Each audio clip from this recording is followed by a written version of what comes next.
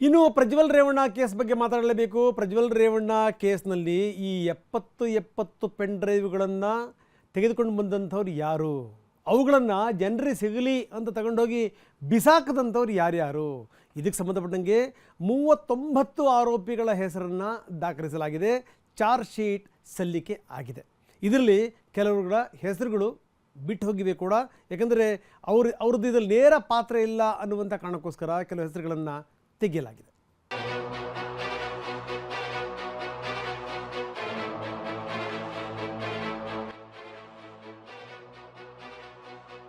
ಎರಡು 2024 ಲೋಕಸಭೆ ಚುನಾವಣೆ ಸಮಯ.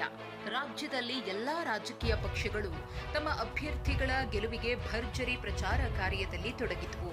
ಆದರೆ ಇದೇ ಸಂದರ್ಭದಲ್ಲಿ ಇಡೀ ದೇಶವೇ ಇದೇನಪ್ಪ ಅಂತ ಹಾಸನದ ಕಡೆಗೆ ತಿರುಗಿ ನೋಡಿತ್ತು. ಯಾಕಂದ್ರೆ ಸಂಸದ ಸ್ಥಾನದಲ್ಲಿದ್ದ ಪ್ರಜ್ವಲ್ ರೇವಣ್ಣನ ನೀಚಾತಿ ನೀಚ ಕೃತ್ಯ ಪೆನ್ ಡ್ರೈವ್ ರೂಪದಲ್ಲಿ ಬಟಾಬಯಲಾಗಿತ್ತು.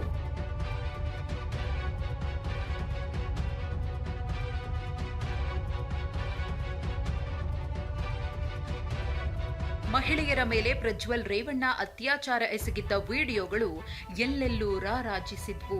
ಹಾಸನದ ಬೀದಿ ಬೀದಿಯಲ್ಲಿ ಪೆನ್ ಡ್ರೈವ್ಗಳು ಸಿಕ್ಕಿದ್ವು. ಇದೇ ಕೇಸ್ನ ಆರೋಪ ಸಾಬೀತಾಗಿ ಸದ್ಯ ಪ್ರಜ್ವಲ್ ರೇವಣ್ಣ ಪರಪ್ಪನ ಅಗ್ರಹಾರ ಜೈಲಿನಲ್ಲಿ ಮುದ್ದೆ ಮುರಿತಾ ಇರೋದು ಈಗ ಹಳೆ ಕಥೆ. ವಿಷಯ ಏನಪ್ಪಾ ಅಂದ್ರೆ, ಪ್ರಜ್ವಲ್ ಪುರಾಣದ ವಿಡಿಯೋಗಳನ್ನ ವೈರಲ್ ಮಾಡಿದವರ ವಿರುದ್ಧ ಸದ್ಯ ಚಾರ್ಜ್ ಶೀಟ್ ಸಲ್ಲಿಕೆಯಾಗಿದೆ. ಜೆಡಿಎಸ್ ಪಕ್ಷದ ಲೋಕಸಭಾ ಚುನಾವಣಾ ಏಜೆಂಟ್ ವಕೀಲ ಪೂರ್ಣಚಂದ್ರ ಪೆನ್ ಡ್ರೈವ್ ಸೃಷ್ಟಿಕರ್ತರ ವಿರುದ್ಧ ದೂರು ಕೊಟ್ಟಿದ್ರು. ಪ್ರಜ್ವಲ್ ರೇವಣ್ಣ ವಿರುದ್ಧ ಷಡ್ಯಂತ್ರ ಅಂತ ಆರೋಪಿಸಿದ್ರು. ಇದೇ ಕೇಸ್ ಬಗ್ಗೆ ಎಸ್ಐಟಿ 2 ವರ್ಷಗಳ ಸುದೀರ್ಘ ತನಿಖೆ ನಡೆಸಿ 13,712 ಪುಟಗಳ ಚಾರ್ಜ್ ಶೀಟ್ ಅನ್ನ ಕೋರ್ಟ್ಗೆ ಸಲ್ಲಿಸಿದೆ.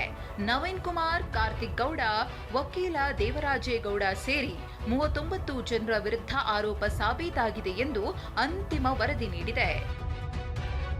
ಒಂದು ಕಾಲದಲ್ಲಿ ಪ್ರಜ್ವಲ್ ಆಪ್ತರೇ ಆಗಿದ್ದ ಪ್ರಕರಣದ A1 ಆರೋಪಿ ನವೀನ್, ಪ್ರಜ್ವಲ್ ಕಾರು ಚಾಲಕ ಕಾರ್ತಿಕ್, ಪ್ರಜ್ವಲ್ ಜೊತೆಗೆ ಇದ್ದ ಚೇತನ್, ಆಡಿಟಿಂಗ್ ಕೆಲಸ ಮಾಡಿಕೊಂಡಿದ್ದ ಹರೀಶ್ ಅವರೇ ತಮ್ಮ ವೈಷಮ್ಯದ ಕಾರಣಕ್ಕೆ ಪ್ರಜ್ವಲ್ ರೇವಣ್ಣನ ಕೃತ್ಯಗಳನ್ನ ಬಯಲು ಮಾಡಿರುವುದು ಸ್ಪಷ್ಟವಾಗಿದೆ.